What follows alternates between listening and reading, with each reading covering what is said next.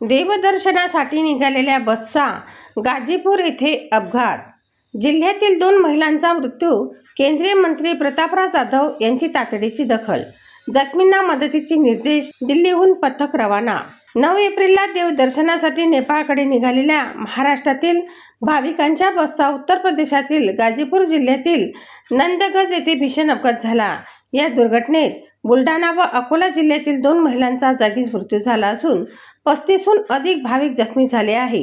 जखमींवर वैद्यकीय महाविद्यालयात उपचार सुरू असून तिघांची प्रकृती चिंताजनक असल्याची माहिती मिळाली आहे. प्राप्त माहितीनुसार जय श्रीराम टूर्स अँड ट्रॅव्हल्स यांच्या वतीने आयोजित देवदर्शन यात्रेसाठी महाराष्ट्रातील सुमारे 38 भाविक अयोध्या व इतर तीर्थक्षेत्राच्या दर्शनासाठी रवाना झाले होते. 9 एप्रिल रोजी सकाळी सुमारे 11:30 वाजता वाराणसी गोरखपूर महामार्गावरून प्रवास करत असताना गाजीपूर जवळील नंदगंज येथे बसचा अपघात झाला.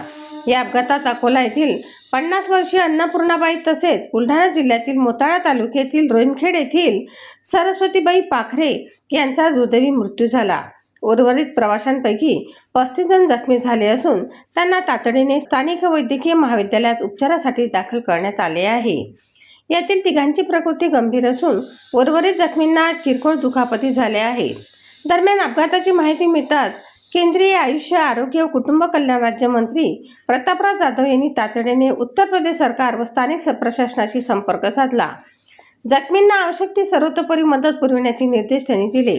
तसेच गाजीपूर जिल्हाधिकारी दिनेश कुमार व मुख्य वैद्यकीय अधिकारी डॉक्टर सुनील पांडे यांच्याशी दूरध्वनीवरून संवाद साधत उपचार व्यवस्थेचा आढावा घेतला.